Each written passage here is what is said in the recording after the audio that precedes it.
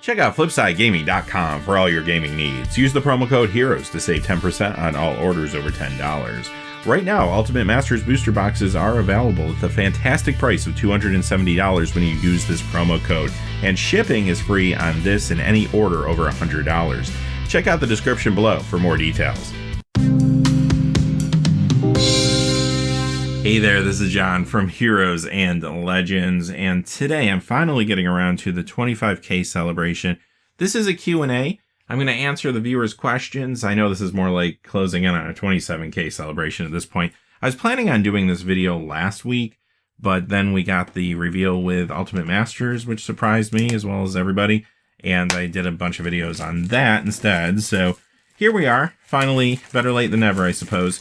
And I'm very excited. We're going to be opening a box of Guilds of Ravnica while I answer questions. Now, if you're a fan of box openings and you like quick box openings, this probably won't be that because I'm going to be answering the questions as I open the packs. But, you know, hey, normally when we do box openings, if you want to watch some in the future, they go a lot quicker than this probably will.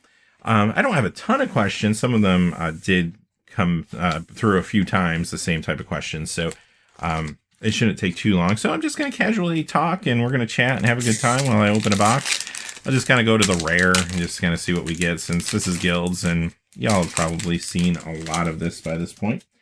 So let me just get everything organized here. I got my questions. So everything's kind of got me off kilter here. But all right, first pack. What is our rare? It is Assure and Assemble. Okay.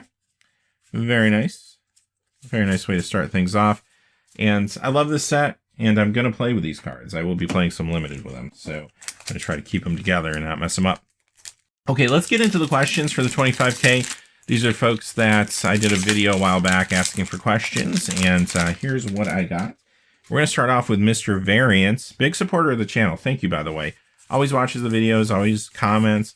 Always appreciate that. So, first question that he had, what is your favorite flavor text and card? Awesome question, actually.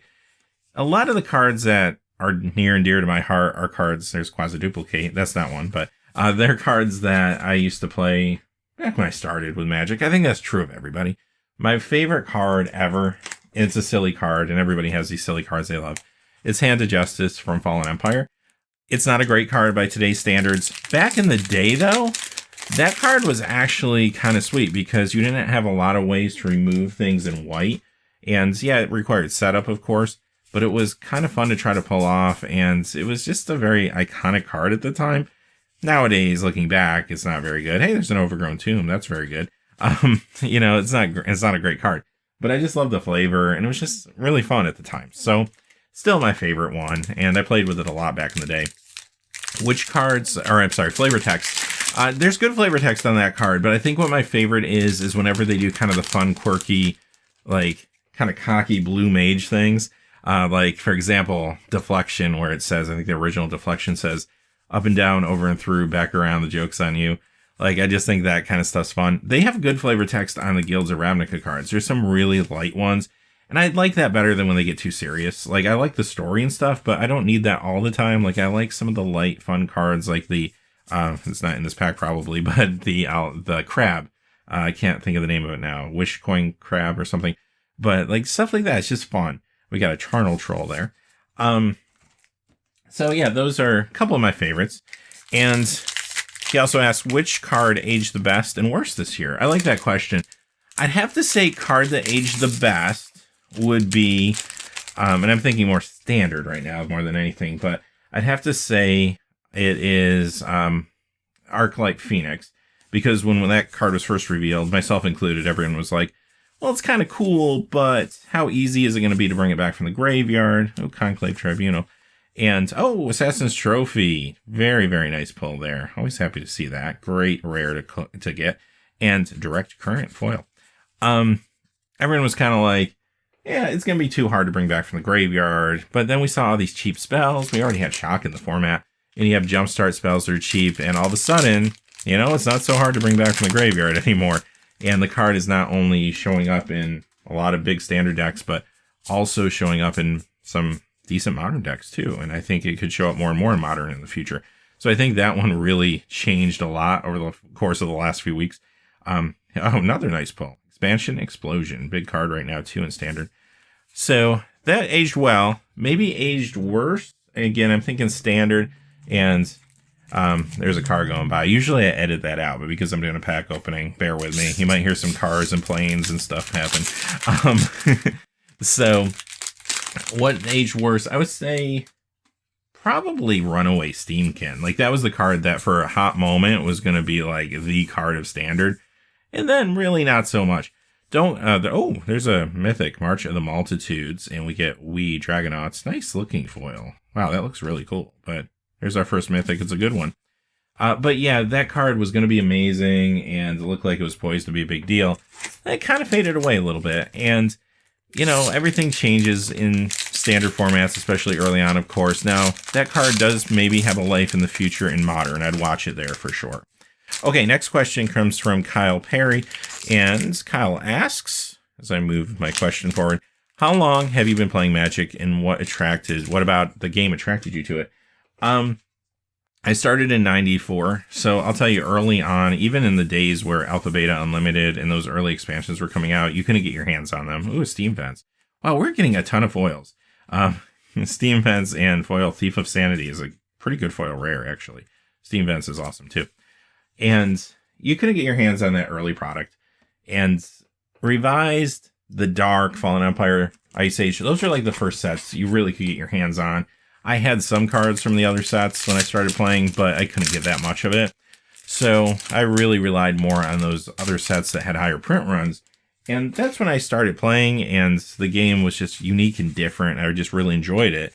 And I'm going to talk more about that in a little bit because there's some other questions revolving around that. What initially attracted me to the game, though, was just the complexity. I was a big war game person. Not real crazy like games, but I'd play Risk a lot, Castle Risk. Supremacy was a game me and my friends played a lot. It was a war game that had expansion packs. You had to buy it like separately. So we're into that. Another one, Temple Garden. That's nice. And we even like Monopoly. Like, there's a lot of fun strategy behind Monopoly. We play a ton of that.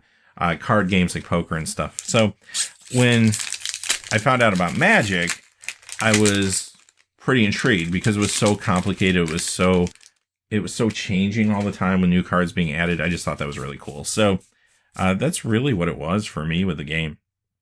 Next question comes from Adolfo 10564. I have a bad habit of buying a couple boxes per sets, and the bulk commons unplayable cards are getting out of hand. Do people throw those away or hang on to them? See what that rare is, and I'll tell you what I do. Blood Operative is our rare. So, okay.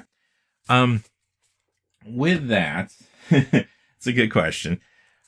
Same thing happens to me, right? Like, I'm opening a box right now. What am I going to do with most of these cards? Like, I can sell some back to like the LGS and put the money back into the channel. It's typically what I do usually.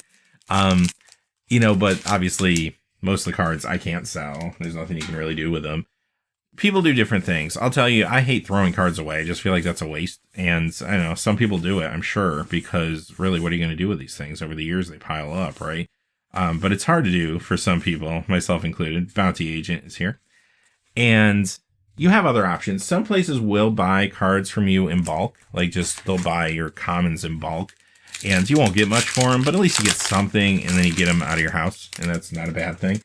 Another option is you could donate them to an LGS. Sometimes LGSs will take at least some of those cards to build starter decks to give out to new players, or you could give them out to friends and stuff to try to get them interested in the game.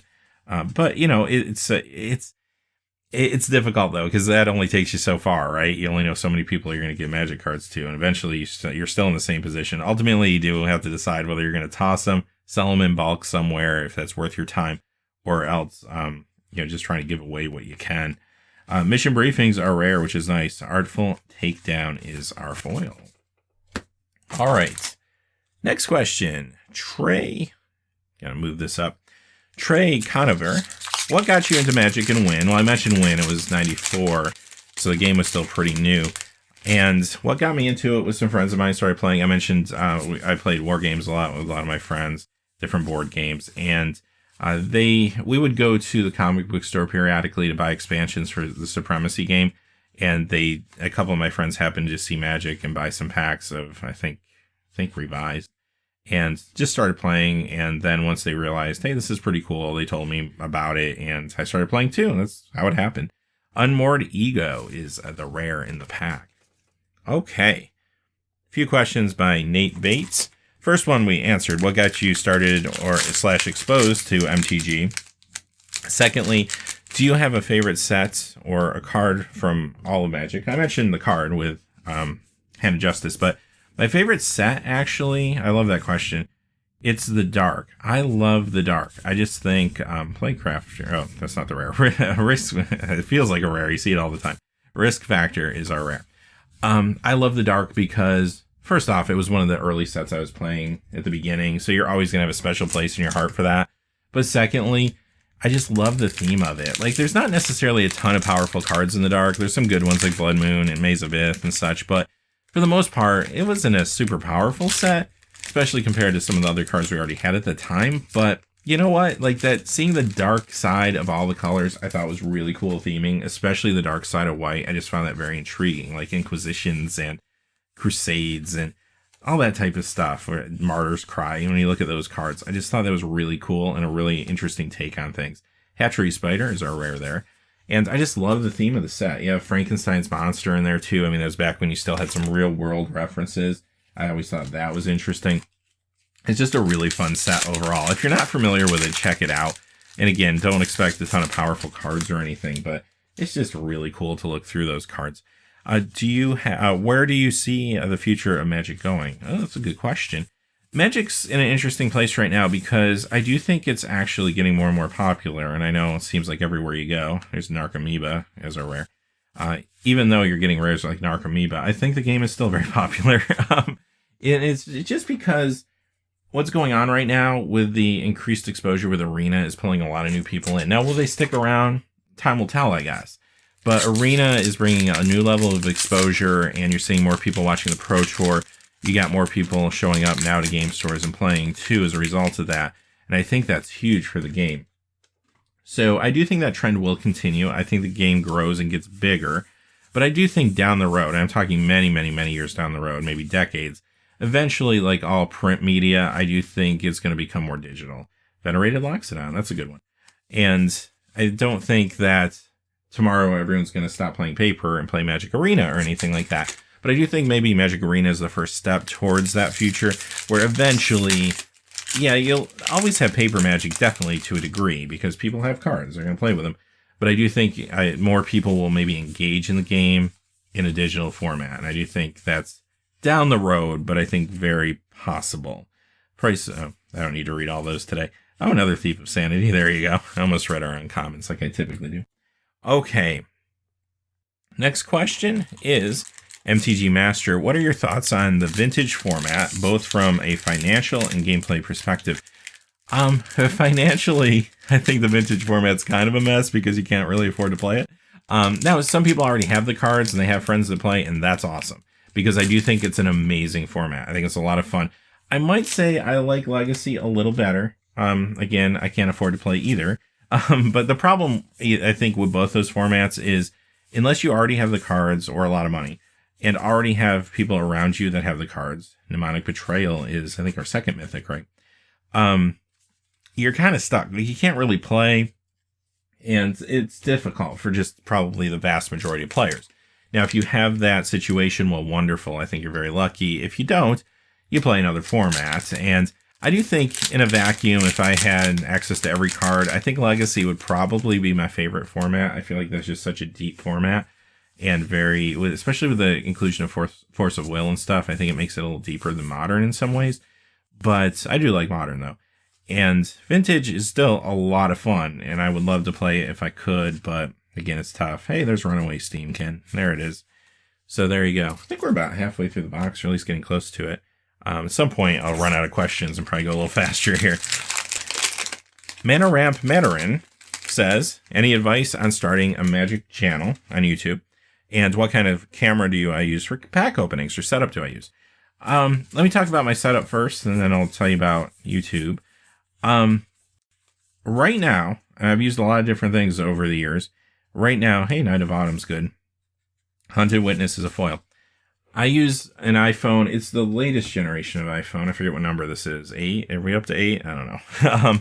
I had to get a new phone at one point, so I just decided to use this instead of the digital camera I was using because it had better pixel quality. So it's still not the best, and I want to get a GoPro. I'm saving up for that right now with the Patreon funding and everything.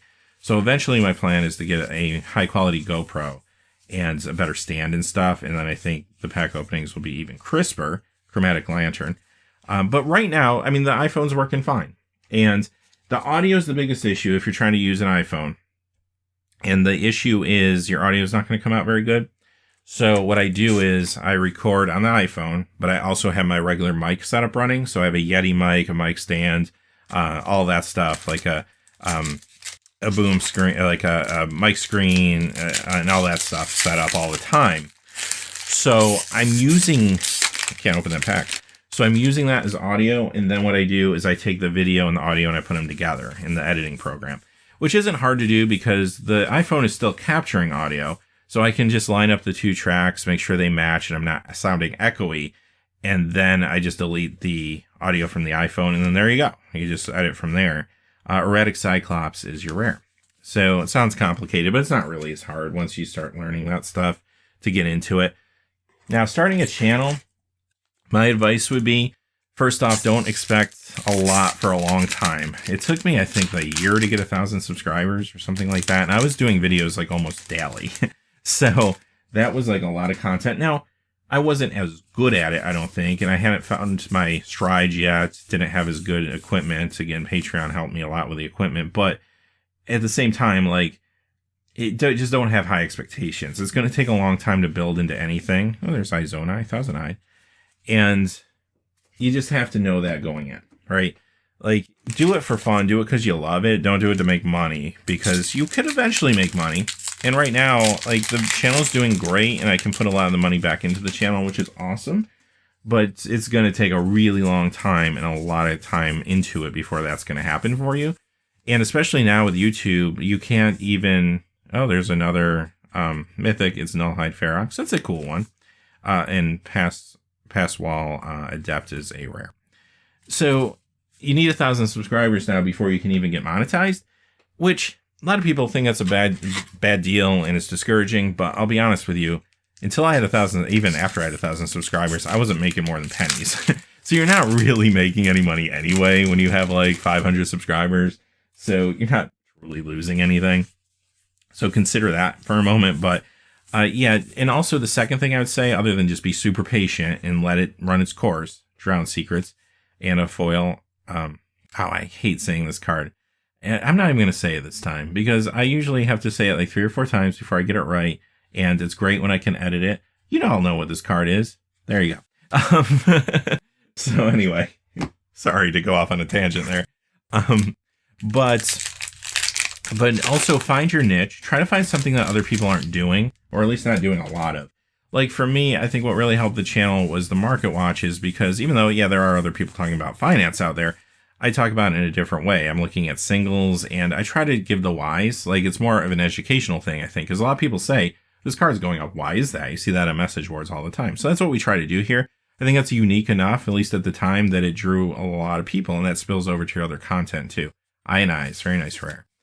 So yeah, find something that's different and unique, and yeah, just jump in and don't expect a lot. It's going to take a long time before it becomes big. And as long as you know that and you're doing it for fun, that's all that matters. Jake Omako says, what is your favorite Planeswalker and why? Ajani's my favorite. I think because of the creativity of Ajani. I mean, I think I like his character, first off. He's kind of the mentor, the old wise mentor character is always fun. Ooh, Deafening Clarion. And secondly, he's a lion. I mean, that's awesome. Like, Jace is cool, but Jace is like a dude, right? like, yeah, all right. You see dudes walking down the street all the time. I want to see a lion walking down the street just because I haven't seen one. And that's why I like Ajani. I think he's a cool character, and I think there's creativity behind that you don't see with all the characters. Fire asks, do you play Commander? If so, will we ever be able to play with you? I want to play with all 25,000 of you. That would be fun. That would be a long game of Commander, but that would be amazing. But yes, I do play Commander. I don't get to play as much as I'd like to. I spend a lot of time making content, actually, and also my main job, which a lot of people sometimes ask me, what do I do? I'm a writer, so I write a lot of like articles for websites and such. A lot of it not about Magic, but actually about business and entertainment business, because that was something I was in for many years before I had the channel. And oh, that's cool. Camaraderie and nice foil. Risk Factor, our second rare foil in the box. Very, very nice card. Looks cool too. So nice pull. So I do that as kind of like my main job, how I actually make a living, and then everything I get from this channel I try to put back into it. And yeah, it's been very successful recently anyway, and I've been very happy with everything. I've been lucky. So other than that though, I get to play a lot of Magic. Mostly I play limited right now, but when I can play Commander, I do. Some of the more recent Commanders I played with, Dragon, I like Dragon Tribal stuff. Zur the Enchanter, I played with that recently. When I get to play anyway. Like I said, not as much as I'd like to, but it's a really awesome format. I really enjoy it. Underrealm Lich is a mythic. Third mythic, I think, in the box. Third or fourth. I lost count because I'm answering the questions today. But yeah, Commander's awesome. Definitely want to play it more. Ariel Diaz says, can we see your face? Good question. Eventually, yes. The main reason I haven't done anything where I have a camera shot of me is because I want it to look professional and I just don't have the equipment yet. I've been so focused the first couple of years of the channel buying audio, or the last couple of years, I should say, buying audio equipment, because I thought audio is like the most important thing when it comes to YouTube videos, even more so than the video. And I have, like I said, the iPhone. It's just not really good for doing shots of yourself without looking like you're doing a selfie. Watery Gray, that's very nice. We had a lot of these. So I want it to look professional. I mean, I could do like the webcam thing in the corner. I don't think that looks bad or anything necessarily, but I just want something that looks a little better. And once I get that, maybe the GoPro or what have you, and a better setup, and I also need a background. Like I have a space where I make videos and I work out of, but I don't have any Magic stuff in the background. I got like a closet in the background. So I would need like a set basically, even if it's just some Magic stuff or whatever. It wouldn't be hard to do, but I need to get that together. But eventually, yeah, it will happen. I know I've probably been saying that for a long time, but it will happen. Thank you to the patrons. I mean, they've gotten me what I've gotten so far, and ultimately will help me get to my goal. Finds and Finality, very good one. Awesome rare. All right, I'm actually getting to the end of this box. How many? I only have like 4 packs left. I only have 2 questions left. Perfect. Okay. Actually, I went faster than I thought I would. The Deadshot. What format and what deck are you playing in Constructed? Good question. Like I said, I don't get to play as much Constructed as I would like. When I play Modern, I play Tron. Yeah, I know. Go easy on me. Yeah, I play Tron. I like it. I don't know. It's fun. At least for me. Midnight Reapers are rare. When I used to play Legacy, and I sold a lot of my older cards when I was starting the channel, actually. But when I used to play Legacy, I liked Painter's decks, Painter Servant decks, Grindstone combo. Those were fun. Landstill was fun. Standard, I haven't got a chance to play the new Standard. So I would like to at some point, and I don't know if that will happen before the next set comes out, but at some point, yes. Maybe on Arena, I will try to play. But I do like Standard, haven't had a chance. I mentioned I do play Commander, but I play a lot of Limited. I do play Magic probably about 3 times a week on average. Vivid Revivals are rare, which is quite a bit considering I put a lot of time into, again, my job and content creation. So 2 packs left. So yeah, I'm trying to get more time set aside, but yeah, hopefully I will. No one. How much investing do you actually do, if any? I don't do a lot of buying. I do more selling. So, like I kind of mentioned earlier, it's all about, to me, engaging with the game in recent years has been through the channel and making these videos. Our last rare is Guildmage Forum. Oh no, I'm sorry, one more pack. It's making these videos. So I don't buy a lot of cards. When I spend money, I spend it on the channel, basically. Some of my like free income that I get from my job, I'll actually put into some other hobbies sometimes. Comic books, something I love. I actually have a small comic book channel, which isn't monetized or anything. I just do it for fun, comic book hauls and stuff like that. And it's a real cool community over there. It's much smaller than Magic, but it's just kind of it's almost like a hobby as opposed to, not that Magic isn't a hobby, but, we ended with a mythic. It's Chance for Glory. A lot of mythics. Maybe not some of the bigger cards, but we did get an Assassin's Trophy, a lot of not fetches, shocks. And we got Veiled Shade as our foil. So I do have other interests too, but for the most part, my money goes back into the channel and unfortunately not into Magic cards, other than what I buy and open on the channel. Like I said, these I'm going to keep together so that I can play limited, and that's basically how I've been engaging with the game for the most part. Also Arena and Magic Online, I do play on there. I love cubes. Cubes, if I could play only one format for the rest of my life, I'd probably play cube. I love cube. Different cubes are awesome. I love sealed. I love draft because of the creativity that it forces. And I think that's just a lot of fun. So yeah, hopefully that answers the question. But yeah, not really buying cards, but I take my own advice when it comes to selling cards. I do that. I try to sell at the right time. So that actually wraps up the box and the questions. That was timed pretty well. Well, the box itself wasn't thrilling. This is maybe one of the worst boxes I've opened in a while, but that's okay because that wasn't about the box opening. This was about having fun, just chatting and talking and celebrating this milestone that couldn't have happened without all of you. So thank you. I appreciate each and every one of you all the time. I say that, but I can't believe that the channel has gotten to where it is. I mean, at some point, not too far down the road, we're going to have 30,000 viewers or subscribers.